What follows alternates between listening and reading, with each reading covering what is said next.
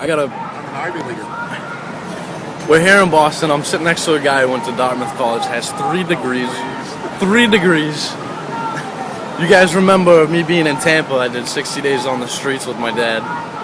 And we saw a lot down there. Now I'm back in Boston and trying to meet the right people. And I'm sitting next to a guy who, his intelligence level is way beyond mine. We gotta hear what he has to say. I'll just show you the backdrop real quick. We've got some crazy people, and we're both sitting here talking about it and laughing. Yeah. They think it's the end of the world tomorrow. They think they're all gonna die. I mean, maybe it'll be quieter if they all do, but... Oh, the protesters, what are they, warning? Warning against the end of the world tomorrow. I think it's a ploy by Budweiser. 6 o'clock tomorrow, yeah. Okay, at 5 o'clock I'm buying 5 Big Macs.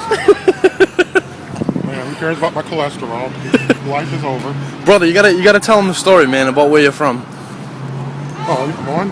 My buddy's from Cleveland. He's Cleveland, Ohio. I came to Boston to start a new job. When I got here, it was given to someone else, and they didn't tell me. So now I'm staying in a homeless shelter. I've been looking for work since November. And I've come close several times, but they usually want someone younger and probably non-black. But I don't know about that. I think definitely. Never, not in Boston. But in Boston, it's not a surprise. But I'm finally getting some responses to my resume, and I got 14 voicemails on my phone right now. Hopefully, some of them are job offers. So now you have a PhD in aeronautics, physics, and a master's PhD in physics from Dartmouth College, and a master's in electrical engineering. Purdue University. How does somebody who has that end up? It's blown me away. Dartmouth.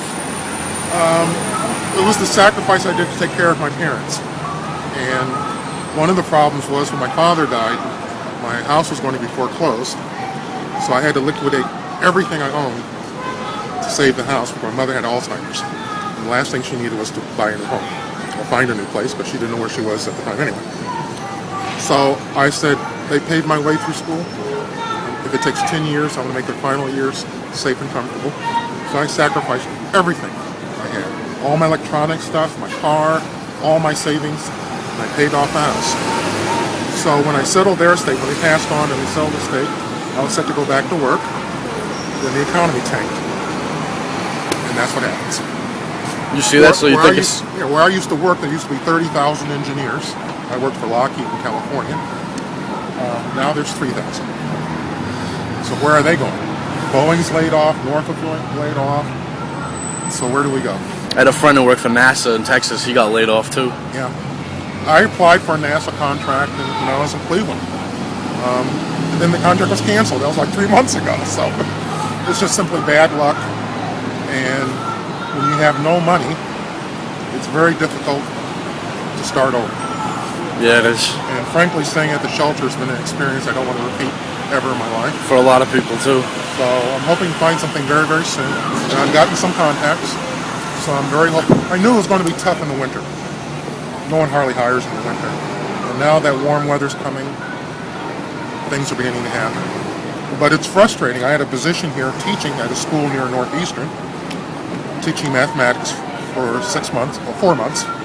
They only offered $1,000 for the 4 months. Can't live off of that. Another company in San Francisco begged me to come out there, a startup company. They're developing a product, which is great. I've done that before. They only offered 15 hours a week. I said, in San Francisco? That's the most expensive city in the country outside of New York. Thousands to rent there. They said, well, you're going to have to come out here on your own or interview out here with someone else and hitch a ride. And I went, go away. And I just hung up the phone. So with the economy this bad, it's difficult. What about Cleveland? That's where you're from. That sounded like a nightmare what you were telling me. Cleveland's a ghost town right now. There was a time where Saturday morning there's this area in Cleveland like this called Public Square. It's the main, it's not the only shopping mall in Cleveland. It's pretty much like that, like the Copley Place Mall over there. Saturday morning at 10 o'clock, I sat in the middle of the intersection, just like here, and there wasn't a single car on the road. I mean, north, south, east, and west. Nothing. I couldn't imagine that. Like, you see all the people in the cars here, to have this downtown This is area work just be a ghost town. And I started thinking, you know, if there's a tumbleweed going by, we're really in trouble. Oh man. But it was just nothing. It's just the stores. Every time I go to the mall, it's all different stores, but they all close. Because I see these people and they're just standing there and there's no customers. And the politicians aren't doing anything about it. They just get reelected, get their big salaries, and they sit there and do nothing. Our mayor tried to get the Democratic convention. They were one of the nominees for the sites for 2012. And I was there watching him, and he was giving them a tour of Cleveland, and it was so embarrassing because he could offer nothing. We don't even have any hotel space enough for that. So I came here, I was going to start that new job. I was really hoping for it. Didn't happen. Would you be up to hear from people if people want to get a hold of you to offer you jobs or anything, writing? Would you be up for that at all? Sure. You have an email or a phone number, a way to contact you? Oh, hundreds. Not hundreds. Okay. So you want me to tell you now? Yeah, yeah. Okay, let's see. The one I use, most popular, mjnomad@yahoo.com. mjnomad@yahoo.com. MJ's my initials, Maurice. And Nomad, I move a lot. So you can reach me there at MJ. And I'm not looking for top-of-the-line aerospace. I've been out of the business for a while. One of my problems is I'm so qualified, I scare people away. Being a big black guy, I scare people away. But I just want a chance. Science will be great, teaching will be great. There's nothing greater than teaching. Teaching physics will be a blast. So I'm available. Let's see what happens. This guy is hardly scary and very, very friendly, and the knowledge, he outweighs me tenfold when it comes to intelligence on things. Very well spoken. Get in contact with this guy. It's unbelievable the people that we're meeting out here, like at Boston Homeless. The friend I'm about to go meet can put together a website through HTML like that. I can't comprehend why in this country, as great as it is, people with PhDs are in shelters. What?